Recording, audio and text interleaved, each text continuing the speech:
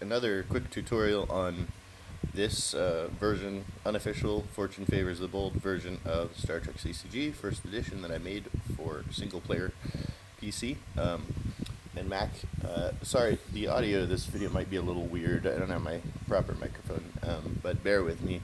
I wanted to talk about some of the updates I've made. If you are unfamiliar with the game, there's a basic kind of starter tutorial that has how to install and download and everything like that in the link below, so go ahead and go to that first if you're at all wondering what's going on. But if you are familiar with the basics, I want to show you some of the new features. So we'll just get started. The main thing is that there's a deck customization feature built in, which a lot of people have been hoping to see. So hopefully it lets you do some of the things that you'd like to do. So I've just kind of hit go. It's just giving me all the people that are compatible with the affiliation that I chose. And if I want to customize, if I want to add people, I can kind of go through and start to just highlight people, select here and there.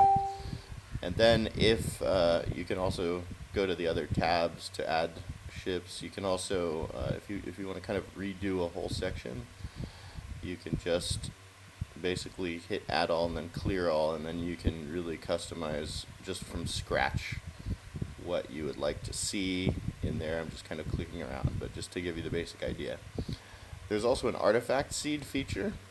So if you go to the very top, you'll see kind of a description of how it works, but basically you can add 3, and the order in which you add them is the order in which they're going to appear in the missions that you solve. It'll stop you after you add 3.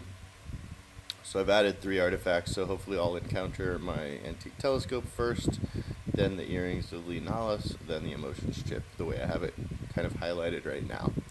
So you can play around with that too. If you want to save a deck, just go ahead and hit save, and it should download it. Sorry, let me kind of show you. So it should have downloaded as deck.twinedata or some variation of that. I'm going to open that, hopefully, so you can get a sense of what it looks like. Okay, so it just saves it as a very basic text file, which has just kind of a list of the code names of all the cards, the ships, the additional non-personnel non-ships, some other functions just kind of tell the program where to point to. You don't have to worry about this. If you want to get advanced, you can start editing this deck. But you really don't need to worry about it. All you need to worry about is just make sure you know where you've saved it. So in this case, actually let me move it a bit. Sorry. Okay, so in this case, I have put it in my downloads file. I can put it in my desktop. I could even rename it. Let me go back to the beginning to show you how you load that deck. Sorry. Okay. There we go. Ooh, okay. So I'm just going to hit restart. If I want to import a deck that I've actually saved, I'm going to just select that deck. You can see this is the one I saved today. You can also rename the file or put it in a different folder. It doesn't matter, just so long as you kind of know where it is. Usually you don't want to mess with the file names or anything, but in this case, it's totally fine to rename it, just so long as you can find it and have your own system of organizing it is totally fine. Then I'm going to hit go, and that just sort of jumps me ahead of the stage where I choose the affiliations and all of that, and just kind of takes me directly to the deck that I saved. So you can see it's all loaded up exactly the way we've saved it, and then proceed. And then it takes me to the screen where I get to choose some of my starting personnel, starting ships, and then you can begin the game as before. And now, begone, imp! And now you should be able to see that the deck the cards that you selected and put in the deck should be the cards that you're drawing now. More customization hopefully to come. Right now the cards in your core are pretty much standard boilerplate. A couple of other things to note is once we get to the phase where we get to move around, if you let me say, okay, I'm gonna relieve Riker to my facility because let's say I don't want to use him yet. I want to save him for something special.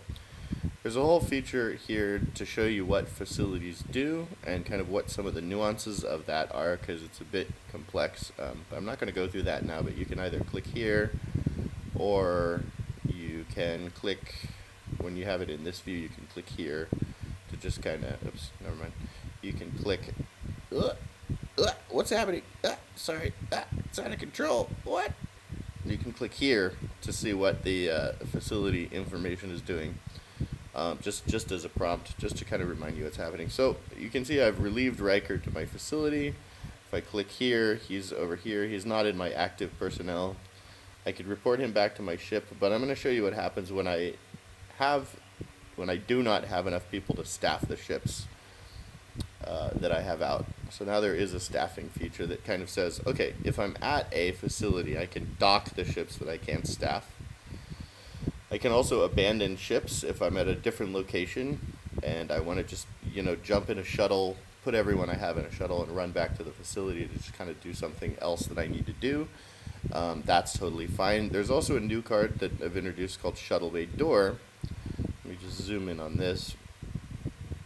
It allows you, if you're really stranded, if you don't have a shuttle, or if you don't have an option of how to get your personnel back to a facility or out of a jam, you can, under certain circumstances, download a scout ship or a shuttle, and then or a support personnel to kind of help you staff the ships that you may have if you're just missing like one staffing icon. And that's just another way of getting around problems that you have. I haven't gotten it to a point where you can have multiple fleets of ships at different missions kind of multitasking yet, but hopefully with these workarounds, you should be able to kind of go back and just be able to work around that pretty easily. So once you have all that, now let me call Riker back into action. I'm going to click on him and say report to a ship, and he'll just automatically report to the main ships that I have in play. Now when I go back to this feature, I should just be able to kind of fly around. You'll see that range is functioning now, so when you run out of range, it'll prompt you and tell you, you need to go back or you either need to end the turn or play a card that increases your range or unstops your ship or something like that. And from there, it's pretty much the same as what you saw in the first video. You just attempt missions and everything the same. Points are the same.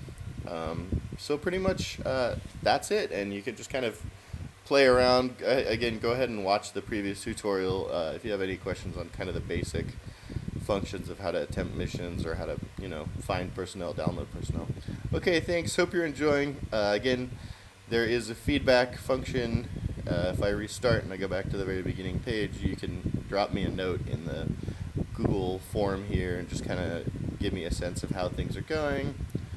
And hopefully you're enjoying. All right, thanks. Bye.